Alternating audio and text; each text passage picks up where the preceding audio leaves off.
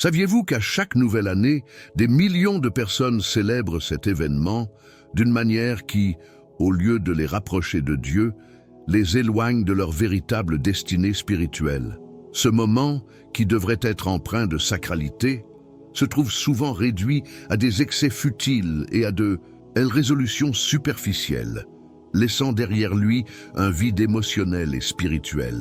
Aujourd'hui, je vais vous expliquer pourquoi cette façon de célébrer le Nouvel An mérite d'être repensée en profondeur.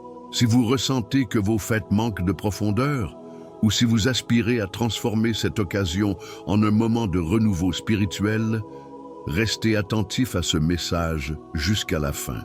La Bible nous enseigne que chaque moment de notre vie a un sens profond, et cela inclut le début d'un nouveau cycle. Ensemble, nous allons explorer comment redonner à cette période toute la signification qu'elle mérite, en la plaçant sous la lumière de Dieu et en renouant avec votre foi en Jésus-Christ. Vous serez étonnés de constater à quel point une approche différente peut transformer non seulement votre année à venir, mais également votre vie spirituelle tout entière. Il est captivant de voir comment les traditions évoluent au fil du temps. Prenons le Nouvel An, autrefois chargé d'un symbolisme profond. Il marquait une pause pour exprimer de la gratitude et réfléchir à l'année écoulée. Aujourd'hui, cette signification semble s'être dissipée dans le tumulte du monde moderne. Les traditions solennelles ont laissé place à des célébrations marquées par des feux d'artifice éblouissants et des soirées tapageuses. Cela fait écho aux paroles de Jésus. Là où est ton trésor, là aussi sera ton cœur. Matthieu 6, 21. Ces paroles nous invitent à reconsidérer où nous plaçons nos priorités en ces jours de fête. Pourtant, il est difficile d'échapper à la pression sociale qui pousse à célébrer de façon extravagante. Les réseaux sociaux regorgent d'images étincelantes et créent une illusion de bonheur parfait, presque obligatoire. Mais à quel prix ? Cette quête insatiable de validation nous éloigne souvent de l'essentiel. Dieu regarde le cœur et non les apparences. 1 Samuel 16, 7. Alors, nos célébrations reflètent-elles réellement la gratitude que nous devrions avoir envers lui? Dans ce tourbillon moderne, combien d'entre nous prennent vraiment le temps de faire une pause et de réfléchir profondément à l'année écoulée? Les festivités actuelles ressemblent davantage à une course contre la montre remplie de distractions qu'à un moment de communion spirituelle. Pourtant, la Bible nous appelle à la méditation et à la prière. Arrêtez et sachez que je suis Dieu. Psaume 46, 10. Ne serait-ce pas une façon merveilleuse de commencer la nouvelle année? De plus, il est important de noter que ces festivités superficielles ne comblent pas toujours les cœurs. Bien que les lumières brillent et que la musique résonne, beaucoup ressentent un vide persistant. Jésus l'a si bien exprimé. Que sert-il à un homme de gagner le monde entier s'il perd son âme? Marc 8, 36. Dans cette quête effrénée de festivités éclatantes, nous oublions souvent de nourrir notre âme avec ce qui est véritablement essentiel. Autrefois, nos ancêtres faisaient preuve d'une sagesse que nous semblons avoir oubliée. Pour eux, le Nouvel An était une occasion d'honorer Dieu, d'offrir les premiers fruits de l'année à venir. Aujourd'hui, cette notion de consécration a été remplacée par une culture de consommation. Cela ne signifie pas qu'il faut abandonner toute célébration, mais peut-être les réorienter pour glorifier davantage Dieu et nous rapprocher de ses enseignements. Rappelons-nous que la véritable joie vient de la communion avec Dieu et non des éclats du monde. C'est la bénédiction de l'Éternel qui enrichit, et il ne la fait suivre d'aucun chagrin. Proverbe 10, 22. Alors, pourquoi ne pas profiter de ce moment pour renouer avec lui et renouveler notre foi? En fin de compte, chaque nouvelle année est un cadeau divin, une chance de marcher encore plus près de ses voies. Ainsi, le Nouvel An peut devenir bien plus qu'une simple date, il peut être une opportunité de transformation spirituelle. En recentrant nos célébrations sur Dieu, sur la gratitude et sur des valeurs durables, nous découvrirons une richesse bien plus grande que tout ce que le monde peut offrir. Pourquoi ne pas commencer dès aujourd'hui à réfléchir à cette possibilité?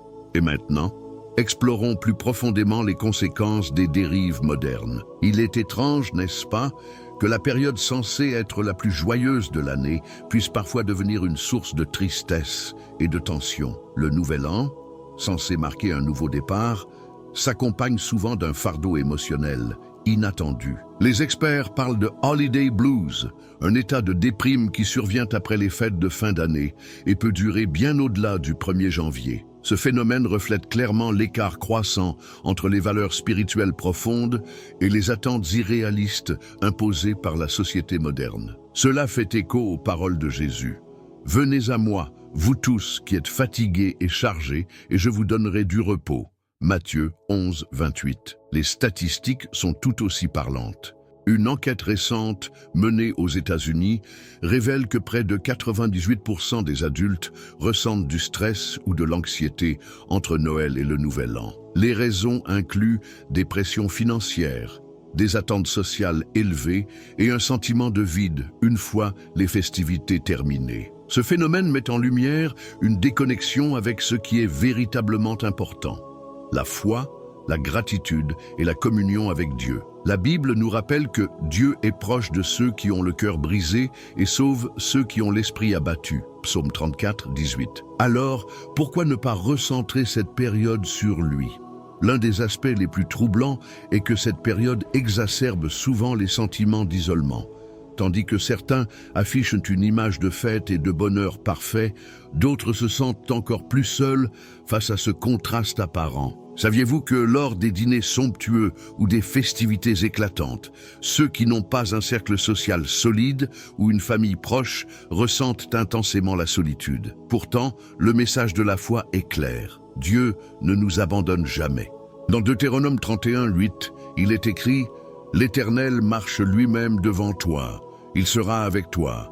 Il ne te délaissera pas. Il ne t'abandonnera pas. » Cette promesse est une ancre, un rappel puissant que, même dans les instants de tristesse, sa présence suffit pour apaiser nos craintes. Cette vérité est essentielle à une époque où la société valorise les excès matériels, souvent au détriment de la paix intérieure et de la connexion spirituelle.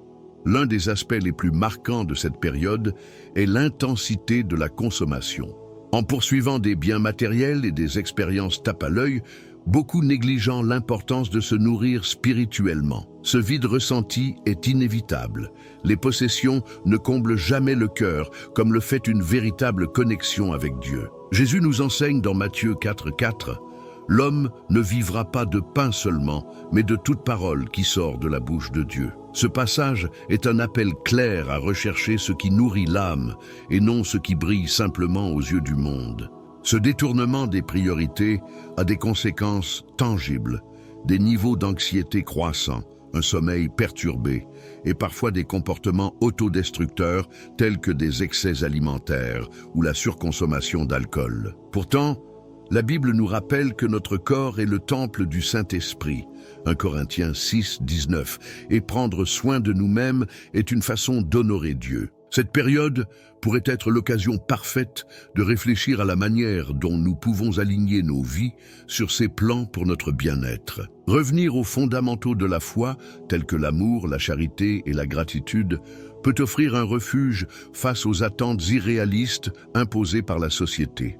Jésus lui-même a toujours mis l'accent sur l'importance des relations authentiques et de la générosité envers autrui. Un simple geste de bonté, comme aider une personne dans le besoin ou offrir une parole d'encouragement, peut non seulement transformer une journée, mais aussi imprimer une direction nouvelle à toute une année. En fin de compte, ces signes de stress et de déconnexion sont des appels clairs à revenir à l'essentiel. Le Nouvel An ne devrait pas être un moment de vide, mais une opportunité de recentrer nos vies sur une relation plus profonde avec Dieu, un esprit renouvelé et un engagement à marcher selon ses principes. Si nous observons la signification originale du Nouvel An, ce moment aurait dû être rempli de promesses et de réflexions. Mais, au fil du temps, il s'est transformé en une célébration souvent dépourvue de profondeur spirituelle. Que reste-t-il d'un véritable nouveau départ lorsque celui-ci est marqué par des excès et des résolutions irréalisables? Cette banalisation reflète une vérité spirituelle que la Bible souligne dans Osée 4, 6. « Mon peuple périt faute de connaissance. Sans une compréhension claire de ce qu'un nouveau cycle représente, nous risquons de passer à côté de la richesse qu'il peut apporter à nos vies. Beaucoup lèvent leur verre à minuit, criant à la joie, mais leur cœur demeure souvent vide. Cette période sacrée a été réduite à une simple transition chronologique, oubliant l'importance de l'introspection et de la gratitude. Jésus enseigne l'importance de construire sa maison sur le roc et non sur le sable. Matthieu 7, 24-27. Imaginez un nouvel an où chaque geste reflète un désir sincère de renouveau spirituel. Lorsque Jésus a multiplié les pains et les poissons, il a commencé par lever les yeux vers le ciel et rendre grâce. Matthieu 14, 19. Cet acte simple nous rappelle que tout commence par une humble reconnaissance envers Dieu. Ne serait-ce pas une approche idéale pour débuter l'année? En négligeant cette introspection, nous perdons une opportunité unique de croissance. Jérémie nous invite dans Lamentations 3:40 à examiner nos voies et à retourner à l'Éternel. Cette exhortation est une puissante invitation à aligner nos pas sur le chemin parfait que Dieu trace pour nous. Les célébrations excessives, symbolisées par des feux d'artifice et des soirées interminables, sont souvent déconnectées de l'essentiel. Elles rappellent l'histoire du fils prodigue, qui, après avoir dissipé son héritage dans des plaisirs éphémères, se retrouve face à un vide intérieur. Luc 15, 11, 32. Cette parabole est une invitation à considérer si nos célébrations glorifient Dieu ou alimentent seulement une satisfaction passagère. Revenir à une célébration intentionnelle, axée sur la gratitude et la foi, pourrait transformer ce moment. Comme Jésus le dit dans Matthieu 5,14, « Vous êtes la lumière du monde ». Cette lumière, censée briller au-delà des festivités, commence par des choix qui honorent Dieu. En conclusion, la clé pour redonner un sens profond au Nouvel An est de célébrer avec un cœur tourné vers Dieu. Réfléchissons à comment chaque action peut devenir une offrande à lui, un remerciement sincère pour tout ce qu'il nous offre. Cette posture pourrait transformer une simple fête en une expérience enrichissante, tant spirituellement qu'émotionnellement. Saviez-vous que le Nouvel An, souvent perçu comme une période d'espoir et de renouveau, peut être transformé en une opportunité spirituelle véritable si nous bannissons la superficialité et embrassons une approche plus consciente? En réorientant cette célébration vers une introspection et une planification alignée sur la foi, nous donnons à ce moment une profondeur qui transcende les festivités éphémères. Le Nouvel An est une chance unique de réfléchir au passé et de poser des bases solides pour l'avenir, un peu comme une page blanche où chaque décision peut porter des fruits durables. Mais combien d'entre nous prennent réellement le temps de s'arrêter, de méditer et de planifier avec sagesse? Trop souvent, l'excitation passagère des célébrations prend le dessus, laissant peu d'espace à une introspection profonde. Pourtant, la Bible nous exhorte. Le cœur de l'homme médite sa voie, mais c'est l'Éternel qui dirige ses pas. Proverbe 16, 9. Cela nous rappelle que la réflexion et la planification sont des étapes essentielles pour aligner nos vies avec la volonté de Dieu. La réflexion est une véritable discipline spirituelle. En nous arrêtant pour méditer sur les événements de l'année passée, nous découvrons des enseignements précieux. Nos succès, nos échecs, nos joies et nos épreuves sont autant d'opportunités pour discerner la main de Dieu dans chaque étape de notre cheminement. L'histoire de Joseph est un exemple frappant.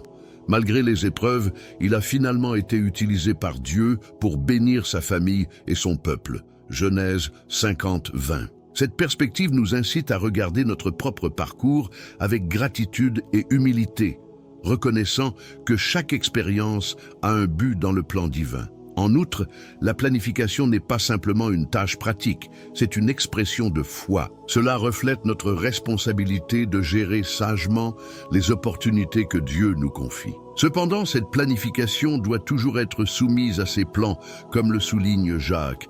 Vous ne savez pas ce qui arrivera demain. Vous devriez dire, si le Seigneur le veut, nous vivrons et nous ferons ceci ou cela. Jacques 4, 13, 15. Avant même d'écrire nos projets, il est crucial de les déposer devant Dieu dans la prière. Cet exercice de foi nous aide à aligner nos désirs avec ses desseins. Prenons l'exemple de Néhémie, qui, avant d'entreprendre la reconstruction des murs de Jérusalem, a passé du temps en prière et en jeûne.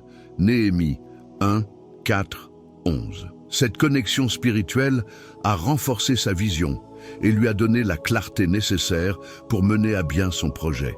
De même, nos résolutions pour la nouvelle année ne devraient pas être vagues ou génériques, mais réfléchies et spécifiques. Par exemple, si votre objectif est de mieux comprendre la Bible, mettez en place un plan de lecture quotidien. Si vous aspirez à servir davantage, identifiez des moyens concrets de le faire dans votre communauté ou votre Église. Jésus lui-même a illustré l'importance de la préparation lorsqu'il a dit « Qui de vous, s'il veut bâtir une tour, ne s'assied d'abord pour calculer la dépense et voir s'il a de quoi l'achever » Luc 14, 28.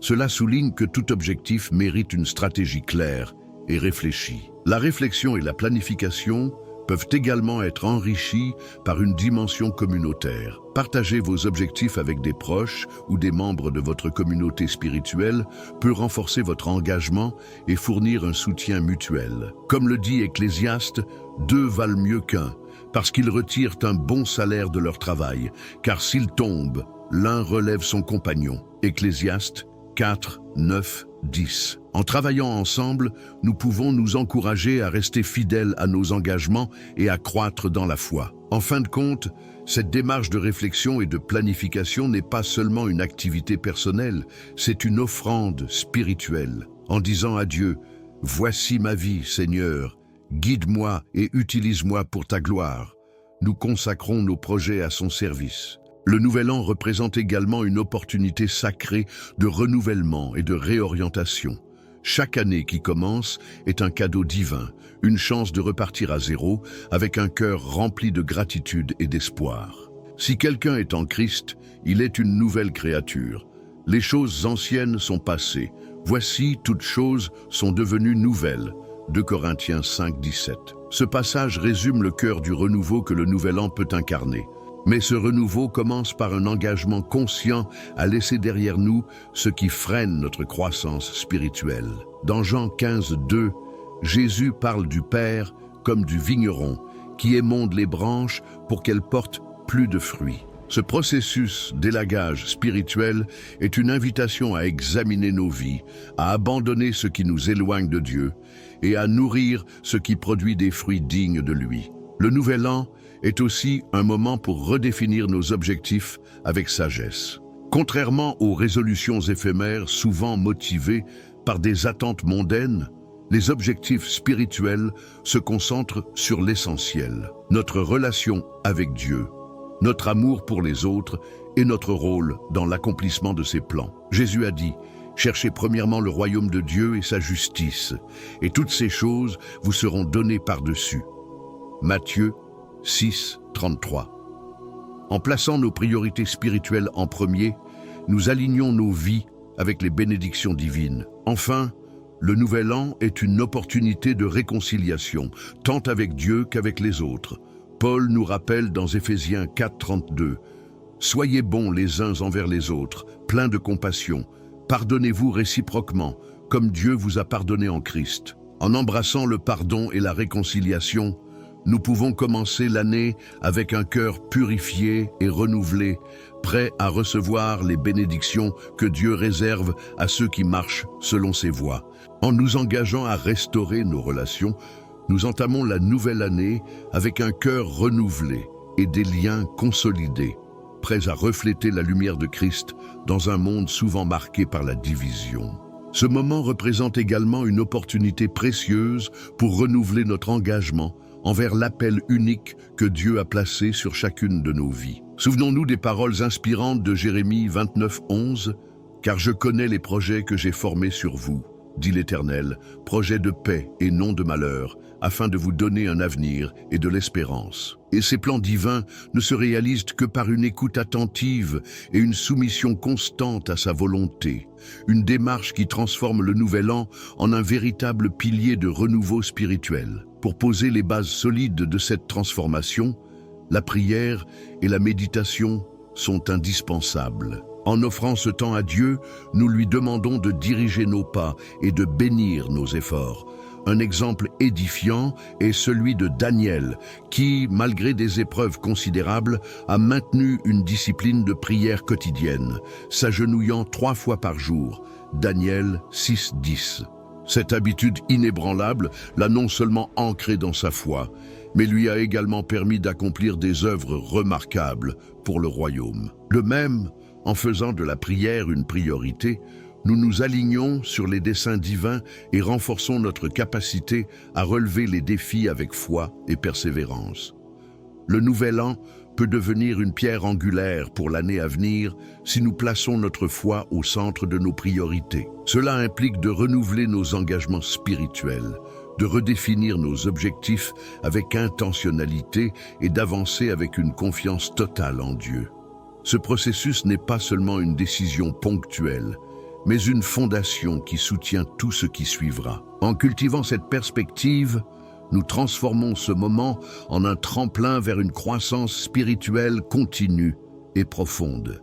Chaque pas, guidé par la présence fidèle de Dieu, devient une expression vivante de notre foi et de notre engagement envers lui. Alors que nous concluons cette réflexion sur les valeurs du Nouvel An, tournons notre attention vers la manière dont ces principes peuvent influencer nos pratiques quotidiennes.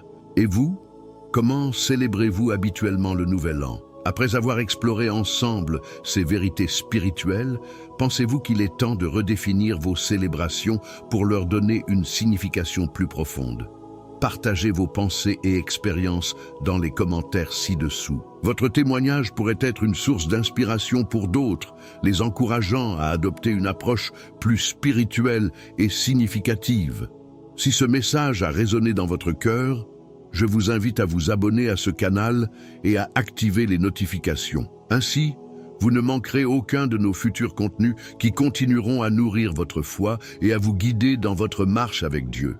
Et surtout, ne partez pas encore. Regardez notre prochaine vidéo recommandée à l'écran qui approfondira encore davantage votre relation avec le Seigneur. C'était Olivier. Et je vous remercie sincèrement de m'avoir accompagné dans cette réflexion. Que Dieu vous bénisse abondamment et vous guide dans chaque étape de votre cheminement. À très bientôt.